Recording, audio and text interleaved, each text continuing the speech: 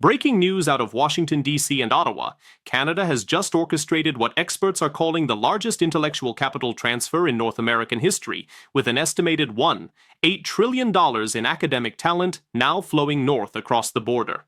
In the past 72 hours alone, over 2,400 tenured professors have accepted positions at Canadian universities, and American institutions from Stanford to MIT are scrambling to understand how they lost control of their most valuable asset, the minds that drive innovation, research, and global competitiveness.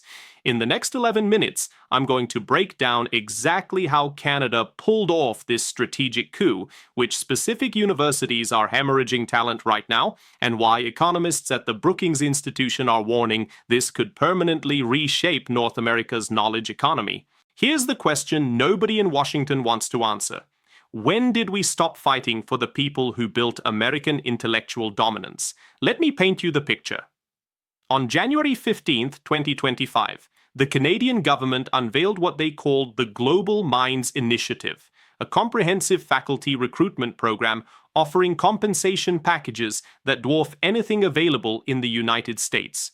Within 48 hours, according to data compiled by the Association of American Universities, 847 professors had submitted formal applications to Canadian institutions. By January 22nd, that number had exploded to 3,100 applications. On January 24th, the University of Toronto alone announced it had successfully recruited 340 faculty members from American universities, with an average signing bonus of $485,000 per professor. The Peterson Institute for International Economics released an emergency brief on January 26th quantifying the economic impact. When you factor in research funding, patent generation, graduate student supervision, and private sector partnerships, each high-level professor generates approximately $2 million in annual economic activity. Multiply that by the 2,400 faculty members who've already signed contracts, and you're looking at $28 billion in immediate annual economic loss for the United States.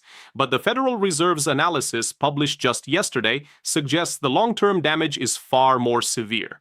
When these professors move, they take their research teams, their grant portfolios, their industry connections, and most critically, their graduate students.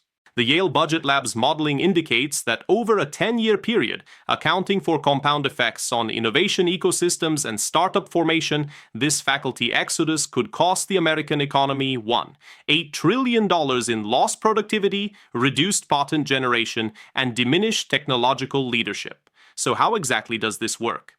Think of it like this. A university professor isn't just someone who teaches classes. They're the anchor point for entire innovation ecosystems.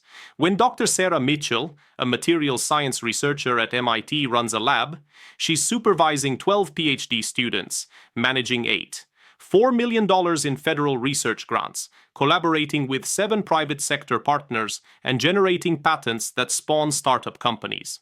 Her work doesn't exist in isolation. It creates jobs for lab technicians, opportunities for postdoctoral researchers, contracts for equipment manufacturers, and pathways for international talent to enter the American innovation pipeline.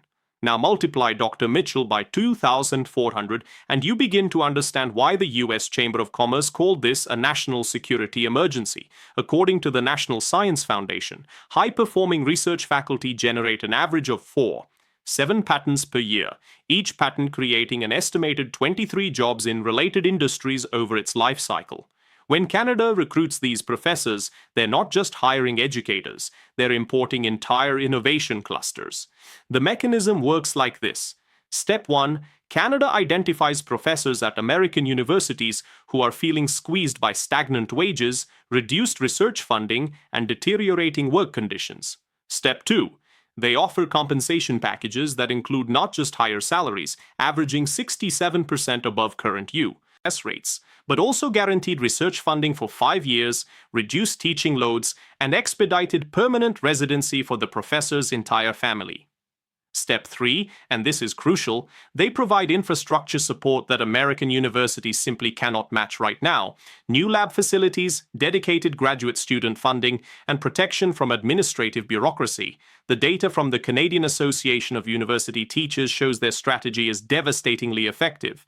89% of American professors who receive formal offers from Canadian institutions accept within 14 days, and it gets worse. Let me introduce you to Dr. James Patterson, age 52, a computational biology professor at Stanford University who spent 18 years building one of the most respected research programs in genetic sequencing. Dr.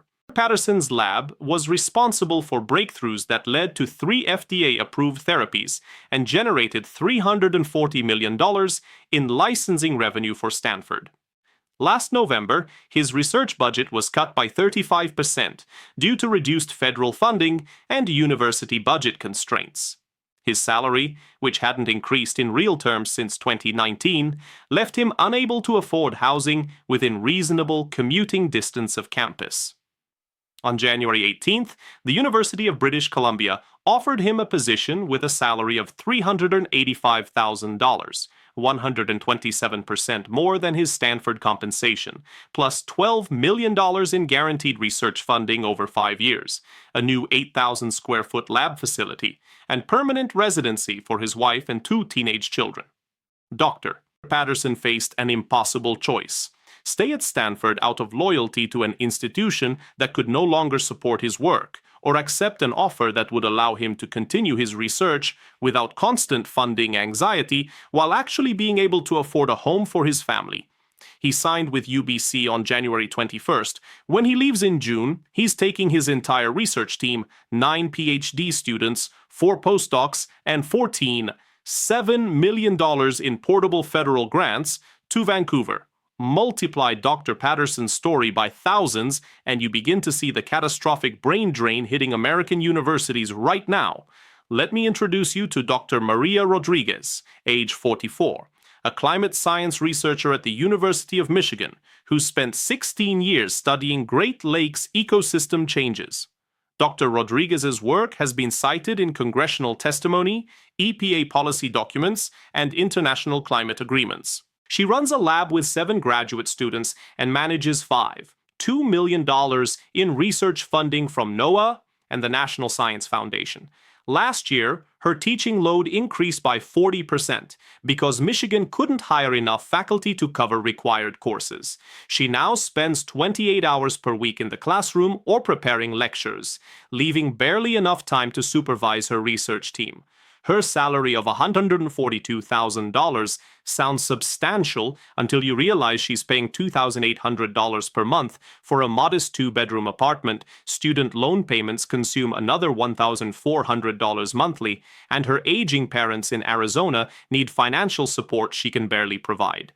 On January 20th, McGill University in Montreal offered her a position with a salary of $235,000, a teaching load of just 6 hours per week, $5 million in guaranteed research funding, and a pathway to Canadian permanent residency that would include healthcare coverage for her parents. Dr. Rodriguez didn't want to leave the United States. Her research focuses specifically on American freshwater systems, and moving to Canada complicates her data collection. But the financial and professional gap was simply too large to ignore.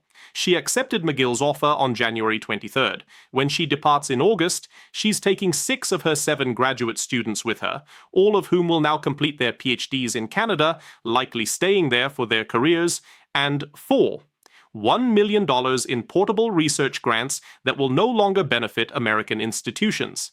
And it gets worse. Let me tell you about Dr. Robert Chen, age 58, a quantum computing researcher at the California Institute of Technology who has spent 22 years developing algorithms that major tech companies pay millions to license. Dr. Chen's lab has been the training ground for 47 PhD graduates who now work at Google, IBM, Microsoft, and Intel, making him one of the most influential figures in American quantum research. Last September, Caltech informed him that due to state budget cuts and reduced endowment returns, his research budget would be reduced by 28% for the 2025-2026 academic year. His salary of $198,000 hasn't kept pace with Southern California's cost of living. His mortgage payment alone consumes 46% of his take-home pay, and he's been unable to save adequately for retirement despite decades of groundbreaking work. On January 16th, the University of Waterloo in Ontario offered him what they called a legacy chair position, a salary of $420,000, $18 million in research funding guaranteed for 7 years, a custom-built quantum lab facility, 5 fully funded graduate student positions in perpetuity, and an emeritus arrangement that would allow him to continue research part-time even after formal retirement. Dr. Chen spent his entire career believing American institutions were the only places where cutting-edge research could happen. The Waterloo offer shattered that assumption. He signed the contract on January 19th. When he moves to Canada in July, he's taking his 3 most senior graduate students, his entire quantum algorithm library, and relationships with private sector partners who are already exploring relocating their quantum research divisions to be near his new lab. The technology sector publication IEE Spectrum estimates that Dr. Chen's departure alone will cost Silicon Valley access to talent and innovations worth $340 million over the next decade. But here's the kicker. These aren't isolated incidents. According to data released by the American Association of University Professors on January 25th, the faculty members accepting Canadian positions represent a who's who of American academic talent. We're talking about 340 researchers with active federal grants totaling $4 billion, 127 professors who've won major national awards in their fields, and 89 faculty members whose work has been cited more than 10,000 times by other researchers. The Council on Foreign Relations published an analysis yesterday showing that 67% of the departing faculty work in STEM fields critical to national competitiveness: artificial intelligence, biotechnology, advanced materials, quantum computing, and climate science. When these researchers leave, they don't just take their knowledge. They take America's competitive advantage in the technologies that will define the next 50 years. The Brookings Institution's report, released this morning, warns that we're witnessing what they call cascading talent loss. When a prominent professor leaves for Canada, their former graduate students follow, their research collaborators explore Canadian opportunities, and junior faculty in their department start updating their CVs. MIT alone has now lost 47 faculty members to Canadian universities since January 15th. Stanford has lost 39. The University of California system has lost 112 across all campuses, and experts warn we're still in the early stages of this exodus. Let me be crystal clear about what happens next.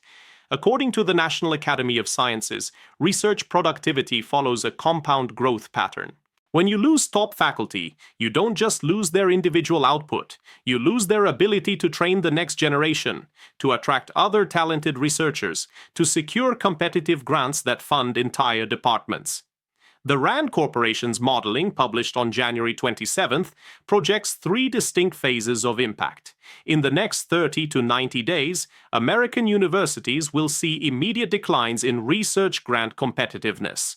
When review panels at the National Science Foundation and NIH see that key investigators have left for Canadian institutions, they become reluctant to fund long-term projects at U.S. universities that might lose critical personnel.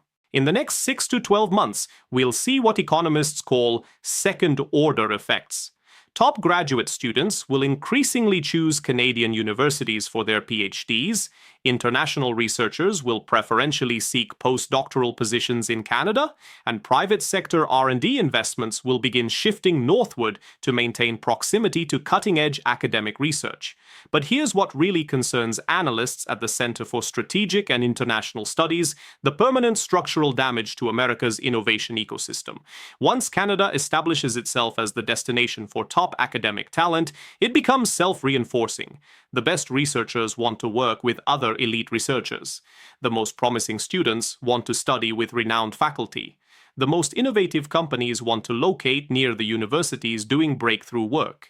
According to the World Economic Forum's competitiveness analysis, it takes approximately 15 to 20 years to build a world-class research university, but only 3 to 5 years of sustained talent loss to permanently damage one. The Aspen Institute's report on higher education competitiveness, released just this morning, identifies exactly why American universities are vulnerable to this raid. Real faculty salaries, adjusted for inflation, have declined by 12% since 2010, according to the American Association of University Professors. Research funding from federal agencies has remained essentially flat in nominal terms for 15 years, which means a 34% decline in real purchasing power. Administrative costs at universities have increased by 47%, squeezing resources available for faculty compensation and research support. Meanwhile, housing costs in major university cities have increased by an average of 73%, making it increasingly difficult for professors to afford living near campus on academic salaries. The Stanford Institute for Economic Policy Research published analysis showing that a professor earning $180,000 in Palo Alto has less purchasing power than a professor earning $115,000 did in 2005. Canadian universities, backed by federal and provincial government commitments to research investment, are exploiting these vulnerabilities with surgical precision. They're not trying to recruit every American professor, they're targeting the specific individuals whose departure will most damage U.S. research competitiveness and most benefit Canadian innovation ecosystems. And it gets worse. Let me be crystal clear about the geopolitical implications. According to the Council on Competitiveness, university research has been the foundation of American technological leadership since World War II. The Internet, GPS, biotechnology, advanced materials, virtually every technology that defines the modern economy emerged from university laboratories funded by federal research agencies and staffed by world-class faculty. When that faculty relocates to Canada, the entire innovation pipeline shifts with them. The Defense Advanced Research Projects Agency, known as DARPA, released a rare public statement on January 26th expressing concern about the national security implications of losing researchers in fields like artificial intelligence, quantum computing, and advanced materials. These aren't abstract academic concerns. These are the technologies that determine military capabilities, economic competitiveness, and geopolitical influence. The Atlantic Council's report on technology competition warns that China has been systematically investing in university research and talent recruitment for 20 years, and is now graduating more PhD students in critical STEM fields than the United States. If America simultaneously faces talent loss to Canada while China continues expanding its research base, the implications for long-term technological leadership are profound. Right now, as we speak, congressional staffers are scrambling to draft emergency legislation to address the faculty exodus, but early proposals focus on visa restrictions and retention bonuses that experts say miss the fundamental problem. You can't solve a structural competitiveness crisis with short-term patches, but here's the kicker. Canadian officials aren't hiding their strategy. They're celebrating it publicly. On January 24th, Canada's Minister of Innovation, Science and Industry gave a press conference in Toronto where he explicitly stated that the Global Minds Initiative is designed to position Canada as the world's leading destination for research talent by 2030. He cited specific recruitment targets: 10,000 senior faculty members from American universities over the next 5 years, with a particular focus on STEM fields and business schools. The Toronto Globe and Mail published an investigation showing that Canadian provinces are coordinating their recruitment efforts, with Ontario, British Columbia, Quebec, and Alberta collectively committing $47 billion over 10 years to university research infrastructure and faculty compensation. This isn't opportunistic talent poaching, it's a coordinated national strategy to fundamentally reshape North American intellectual competitiveness. And according to economic modeling by the Conference Board of Canada, if the strategy succeeds, Canada's GDP could increase by $280 billion annually by 2035, while the United States would see corresponding losses in innovation-driven economic growth. Let's recap the 3 critical points you need to understand about this crisis. First, who pays the price for this faculty exodus? American students who will have access to fewer world-class researchers and diminished educational quality, American workers who depend on university-driven innovation to create the jobs and industries of the future, and American taxpayers who've invested billions in building research infrastructure that's now being abandoned as faculty relocate to Canadian institutions. Second, understand the scale of what's happening right now. 2,400 professors have already signed contracts with Canadian universities, representing $8 trillion in long-term economic value walking across the border, with economists projecting that number could reach 10,000 faculty members over the next 5 years if current trends continue. Third, and most importantly, grasp the permanent consequences of letting this crisis accelerate unchecked. Once Canada establishes itself as the premier destination for academic talent, the competitive dynamics become self-reinforcing and extraordinarily difficult to reverse, potentially ending America's 80-year run as the world's unquestioned leader in university research and innovation. If this matters to you, if you believe American competitiveness depends on maintaining our edge in research and innovation, share this video with your representatives, comment below with your thoughts on how universities should respond, and subscribe because I'll be tracking every development in this crisis as it unfolds. Here's what keeps me up at night. We're not just losing professors. We're losing the future those professors would have built, the students they would have trained, the discoveries they would have made, and the economic opportunities their work would have created for the next generation of Americans.